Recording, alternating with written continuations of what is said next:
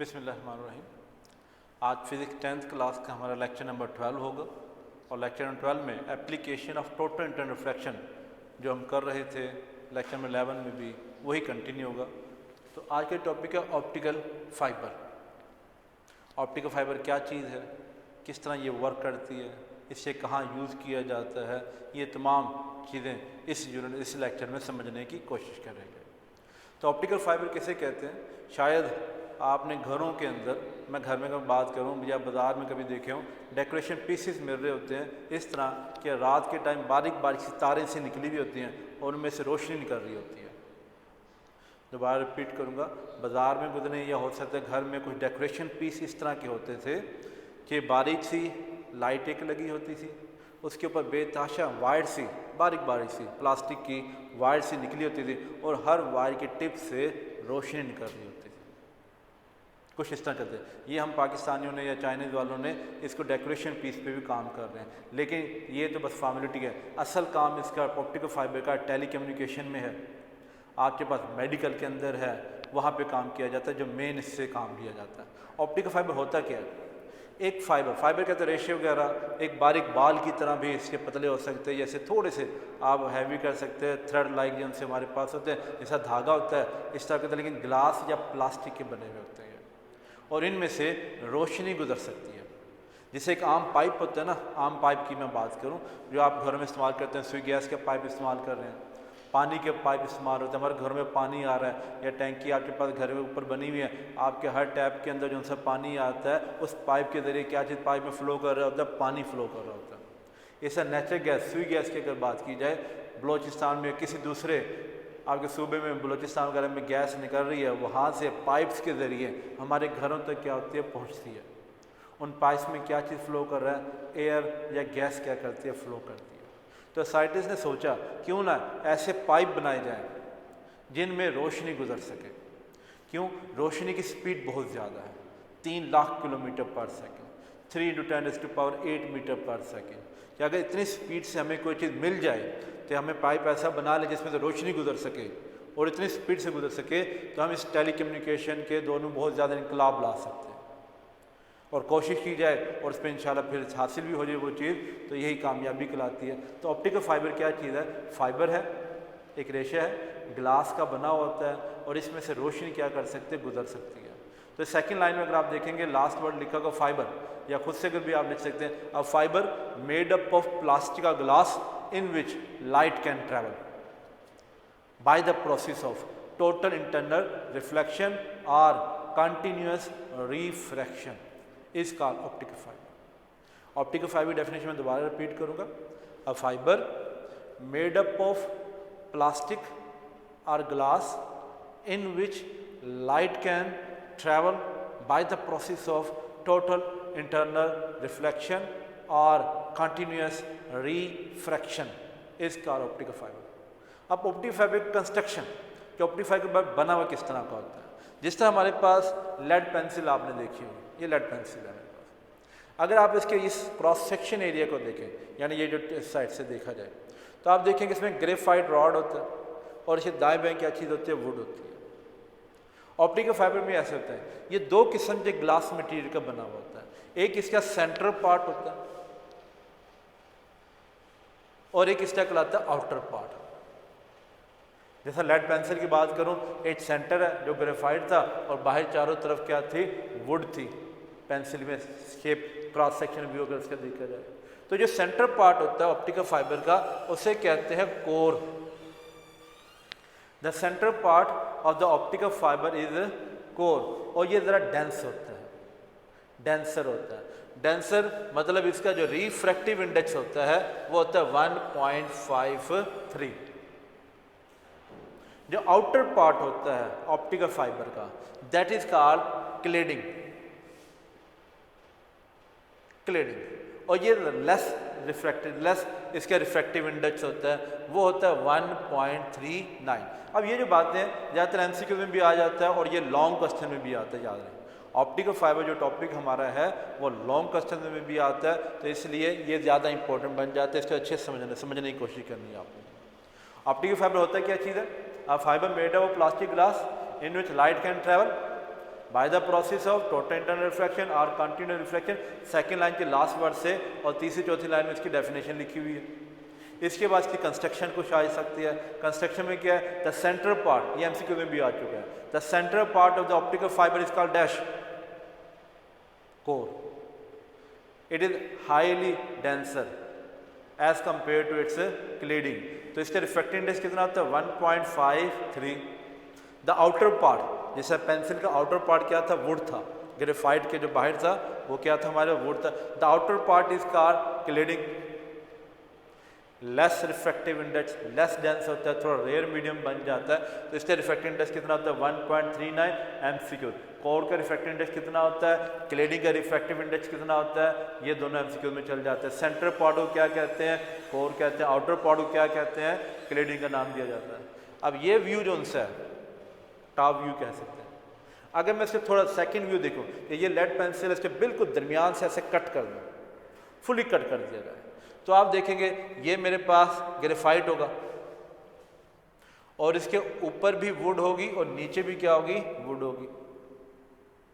ये denser medium है और ये दोनों साइडों वाली मेरे पास क्या चीज़ है, रेयर मीडियम है। Denser n is equal to 1.53, n is equal to 1.39, ये भी n is equal 1.39। This one is denser, this one is less rare medium. अब इसमें लाइट ट्रैवल करती है, लाइट किस जगह ट्रैवल करती है, हमारे पास कोर के अंदर। अब कोर में टोटल इंटरनल रिफ्लेक्शन के लिए जो भी लाइट आएगी, अगर उसका इंसिडेंट एंगल क्रिटिकल एंगल से क्या है, ज़्यादा है, लाइट हमेशा ट्रैवल करेगी कोर के अंदर, और कोर में एंटर होते वक्त अगर उसका इंसिडेंट एंगल क्रिटिकल एंगल से ज़्यादा है तो ये रियर मीडियम में नहीं जाएगी, बल्कि डेंसर मीडियम में क्या हो जाएगी, बाउंस बैक हो जाएगी। अगेन जब ये डेंसर से रेयर में जाने लगी है तो जितना इंसिडेंट एंगल क्रिटिकल एंगल से हमेशा बड़ा बनता जाएगा, तो ये टोटल ही कोर मीडियम में रहेगी और कोर मीडियम में ही लाइट ट्रैवल करती जाएगी अगर इंसिडेंट एंगल क्रिटिकल एंगल से क्या है, ज़्यादा है।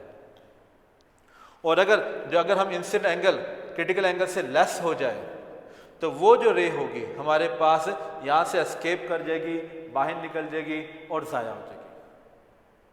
तो ऑप्टिकल फाइबर में क्या होता है कि हमारे जो लाइट एंटर करते हैं ऑप्टिकल फाइबर में कोर के अंदर, उसका angle of incident critical angle से क्या रखते हैं, ज़्यादा रखते हैं, जिसकी वजह से टोटल इंटरनल रिफ्लेक्शन होता रहता है और वो एक जगह से दूसरी जगह किलोमीटर, ये मेरे पास अगर ऑप्टिकल फाइबर 1000 किलोमीटर भी है या उससे ज़्यादा भी है या शॉर्ट रेंज भी हमारे पास होती है, उनमें ईजिली रोशनी एक जगह से दूसरी जगह ट्रैवल कर जाती है। रोशनी से ज़्यादा हम बेतहाशा काम लेते हैं।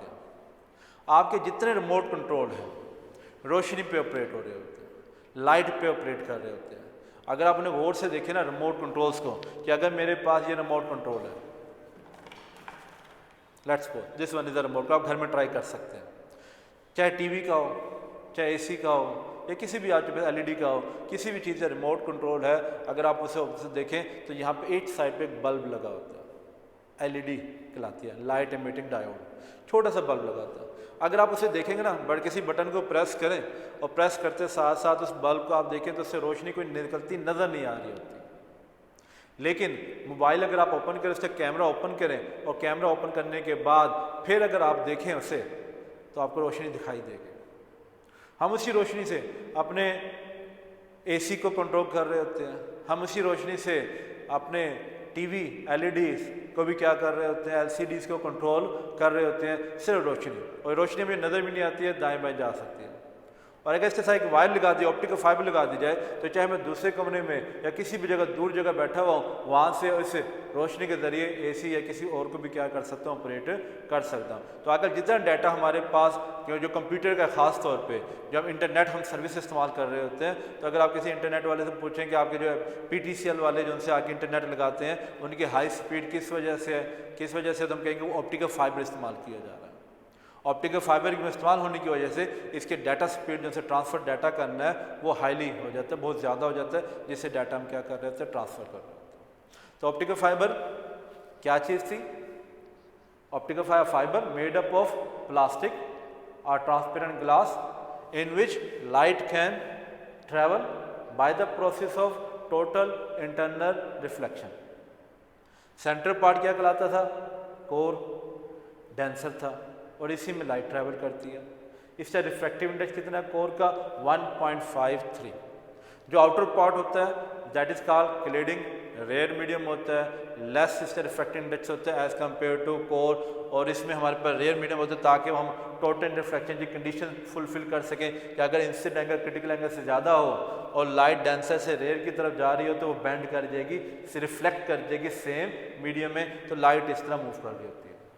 अब ये ऑप्टिकल फाइबर बेतहाशा जगह इस्तेमाल किया जाता है। एक तो भी मैंने कहा टेली कम्युनिकेशन, आज के बाद नेट वगैरह के अंदर ये इसमें डाटा ट्रांसफ़र किया जा रहा होता है। इसके साथ मेडिकल में बेतहाशा जगह इस्तेमाल किया जाता है, मेडिकल फील्ड में इस्तेमाल किया जाता है। मेडिकल फील्ड में कहाँ इस्तेमाल किया जाता है? जो नेक्स्ट टॉपिक है अगले पेज पे आप ऑब्जर्व करेंगे, लाइट पाइप होगा। अब लाइट पाइप क्या चीज़ है हमारे पास कि ऑप्टिकल फाइबर बिल्कुल बारीक सा होता है, आम बालों की तरह भी इसकी मोटाई हो सकती है, ये ऐसे थोड़ी सी थिक होगी, इससे ज़्यादा नहीं। क्या अगर मैं थाउजेंड्स ऑप्टिकल फाइबर या 1000+ ऑप्टिकल फाइबर को मैं इकट्ठा करूँ ना तो उनकी टोटल जो विड्थ बनेगी वो हमारी इस मार्केट जितनी हो सकती है या इससे भी कम हो सकती है। ये 1000+ ऑप्टिकल फाइबर को मैं इकट्ठा करता हूँ तो उनकी जो मोटाई बनेगी 1000 से ज़्यादा पाइप्स की भी वो समथिंग लाइक दिस, इतने वो थिक बनेंगे, इससे ज़्यादा नहीं। और इसमें 1000 टेलीफोन कॉल्स क्या कर सकते हैं, ट्रांसफ़र कर सकते हैं विदाउट एनी इंटरप्शन, कोई किसी के आपस में लिंक वगैरह नहीं होगा। तो ऑप्टिकल फाइबर टेलीकम्युनिकेशन में तो ये था। मेडिकल फील्ड में शायद आपने कभी देखा हो कि डॉक्टर वगैरह इलाज कर रहे होते हैं, या हो सकता है आपने किसी डॉक्टर के साथ विजिट किया हो, वहाँ पे क्या करते हैं कि एक वायर सी होती है, उस वायर को इंसान के कान में या नाक के अंदर वो डालते हैं, और नाक में या कान में डालने के बाद या माउथ में डालते हैं, और हमारे जो माउथ का व्यू या कान का व्यू, नाक का व्यू साइड पर लैपटॉप पर या वो टीवी स्क्रीन पर आसानी से देख रहे होते हैं कि इसके कान के अंदर क्या चीज़ है, इसके नाक के अंदर क्या चीज़ है, या इसके गर्दन गले के अंदर क्या चीज़ है। उसका सारा व्यू आपके LED पे आ रहा होता है। मे भी शायद आप में से किसी के साथ ऐसा वाक़या हुआ हो। तो जब हम क्लास में बात करते हैं कि किसी के साथ हुआ, तो जब क्लास की तादाद 25-30 जितने बच्चे बैठे हैं उनमें से लाजमी कोई ना कोई 2 या 3 बच्चे जो उनसे होते हैं रेज़ करते हैं वाकई जो मेरे कान में मसला था या नाक में मसला था, तो उसने डॉक्टर साहब ने मुझे दिखाया था कि ये लैपटॉप पे आपके कान के अंदर ये चीज़ गई हुई है, नाक के अंदर ये मसला आ रहा है, ये सारी चीज़ दिखाई जाती है। तो जो हम नहीं देख सकते हमारी बॉडी का इनर पार्ट्स में, वो हम क्या कर सकते हैं इस ऑप्टिकल फाइबर के ज़रिए देख सकते हैं। अब ऑप्टिकल फाइबर में क्या होता है, वो 3-4 पाइप्स लेते हैं इकट्ठे, ऑप्टिकल फाइबर के 3-4 फाइबर्स लिए, उन 3-4 फाइबर्स को इकट्ठा करके बिल्कुल बहुत थिन सी वायर बनेगी 3-4 पाइप्स की, एक के साथ तो पीछे कैमरा लगा देते हैं। अब कैमरा क्या करता है, आगे व्यू करेगा, और जब वो वायर जाते हैं अंदर तो अंदर अंधेरा होता है, कोई लाइट वगैरह तो है नहीं इनर पार्ट में, तो एक जो वायर होती है फाइबर जो सा होता है उसके साथ क्या लगे होते हैं, लाइट लगी होती है जो अंदर हमारे विजिबल करेगा, रोशनी पैदा करेगा, और कैमरा उसे क्या करेगा, देखेगा। उसके बाद हमारे पास कुछ अल्ट्रासोनिक या कुछ रेडिएशन वाली उसमें वायर एक होती है जो क्या करता है कि हमारे जिस्म में कोई भी पथरी वगैरह है या कोई गंदा मवाद वगैरह चीज़ है उन पर रेडिएशन वगैरह डालते हैं जिससे वो ब्रेकअप हो जाते हैं। फिर एक ही साथ एक छोटा सक करने वाली पाइप लगी होती है जिससे वो सक करते हैं, और जो कोई हमारी बॉडी में कोई गंदा मवाद है या कोई पथरी वगैरह वो सक करके आसानी से बगैर ऑपरेशन के बाहर निकाला जा सकता है। तो ऑप्टिकल फाइबर के 4-5 पाइप रेशियो वगैरह जो उनसे होते हैं एक ही थिन टाइप करके बॉडी में एंटर करते हैं, इस तरह इलाज किया जा सकता है। अगर आप इसकी लाइन नंबर, इससे जो लाइट पाइप था, लाइट पाइप 1000 ऑप्टिकल फाइबर को इकट्ठा करके बंडल एक बना दिया जाए, then it will become the light pipe. Telecommunication medical में इस्तेमाल किया जाता है। इसके बाद एंडोस्कोप आता है हमारे पास।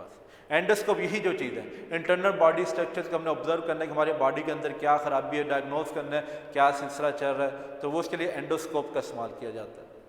एंडोस्कोप में अगर आप लाइन नंबर 5 या 7 आप देखेंगे तो उसमें 3 चीज़ें डिस्कस की गई है। गैस्ट्रोस्कोप, कि अगर मैं अपने स्टमक को ऑब्जर्व करना चाहता हूँ, मैं अपने थॉट को ऑब्जर्व करना चाहता हूँ, मैं ब्लैडर को ऑब्जर्व करना चाहता हूँ, तो ये 3 लफ्ज़ आएंगे वहाँ पे, इन तीनों को अंडरलाइन करना है। MCQs में लाजिम पूछ लिया जाता है, या शॉर्ट क्वेश्चन में एंडोस्कोप क्या चीज़ है तो इसमें ये लिखा जा सकता है। तो 3 चीज़ें आएंगी, एक तो आएगा स्टमक, स्टमक के बाद एक लफ्ज़ आएगा ब्लैडर, और ब्लैडर के बाद क्या लफ्ज़ आएगा थ्रॉट। तो इन तीनों को स्टडी करने के लिए जो एंडोस्कोप हम इस्तेमाल करते हैं, एक आएगा गैस्ट्रोस्कोप, ब्रांकोस्कोप, सिस्टोस्कोप। तो ये तीनों रिस्पेक्टिवली के साथ आपने अंडरलाइन कर लेने हैं कि अगर आप स्टमक को ऑब्जर्व करना चाह रहे हैं गैस्ट्रोस्कोप, ब्रोंकोस्कोप एंड सिस्टोस्कोप, ये तीनों आपने अंडरलाइन करनी है। साथ ही सातवीं लाइन में एक डेफिनेशन लिखी है एंडोस्कोपी, कि ये जो हमारे पास ट्रीटमेंट के लिए डायग्नोस करने के लिए जो मेथड है इसे क्या बोला जाता है, एंडोस्कोपी के नाम दिया जाता है, जो ऑप्टिकल फाइबर से ही इस्तेमाल किए जा रहे होते हैं। ऑप्टिकल फाइबर के और भी बेतहाशा यूज है।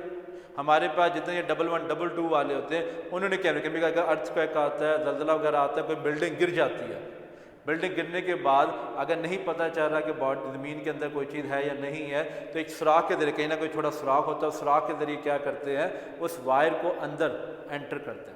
वायर एंटर करने से पीछे उनके कैमरे लगे होते हैं, वो देख सकते हैं कि अंदर नीचे कोई चीज़ है, कोई ज़िंदा चीज़ है या नहीं है, तो उससे भी जज किया जा सकता है। तो व्यू आसानी से आ जाता है उस कमरे का कि उसमें अंदर कमरे में कौन है, कोई है या नहीं है, या उसे ज़िंदा निकाला जा सकता है। या कोई बिल वगैरह आ जाता है, बिल में अगर कोई सांप है या कोई इस तरह कोई चीज़ है, तो वहाँ भी वायर डाल के आसानी से देखा जा सकता है कि इसमें कौन सा जानवर ज़िंदा रहता है। तो मुख्तलिफ जगह इसके इस्तेमाल किए जाते हैं। हमारे यहाँ सिलेबस में मेडिकल फील्ड के मुतालिक बयान किया गया है और टेलीकम्युनिकेशन के मुतालिक बयान किया गया है। ये आप लोगों ने क्या रखना होगा, याद रखना होगा। तो ये आज का टॉपिक था। इसमें ऑप्टिकल फाइबर के मुतालिक पढ़ा हमने, ऑप्टिकल फाइबर किसे कहते हैं, किस मकसद के लिए इस्तेमाल किया जाता है। लाइट पाइप आ गया, लाइट पाइप शॉर्ट से ही है कि 1000 ऑफ ऑप्टिकल फाइबर को कंबाइन कर दिया जाए, then it will become the light pipe. किस मकसद के लिए इस्तेमाल किया जाता है, मेडिकल में और टेलीकम्युनिकेशन में इस्तेमाल किया जाता है। फिर एंडोस्कोप, पहले 1-2 लाइन में एंडोस्कोप की डेफिनेशन, फिर उसके 3 पार्ट्स हैं। स्टमक को स्टडी करने के लिए क्या इस्तेमाल किया जाएगा, थॉट को स्टडी करने के लिए क्या इस्तेमाल किया जाएगा, ब्लेडर को स्टडी करने के लिए कौन सा एंडोस्कोप इस्तेमाल किया जाता है, वो आप बयान करेंगे, उसके अपने एमसीक्यूज में याद रखा जाएगा। और साथ एंडोस्कोपी किसे कहते हैं, 7th लाइन में ये जो सारा ट्रीटमेंट होती है डायग्नोस्टिक पर्पस करने के लिए, इंटरनल बॉडी को स्टडी करने के लिए कि हमारे बॉडी के अंदर क्या है क्या नहीं है, ये तमाम चीज़ स्टडी करने के लिए एंडोस्कोपी इस प्रोसीजर का नाम दिया जाता है। तो इससे अगर कोई चीज़ ना समझ में आए तो आप अपने मुतलका टीचर से पूछ सकते हैं। Hope understand.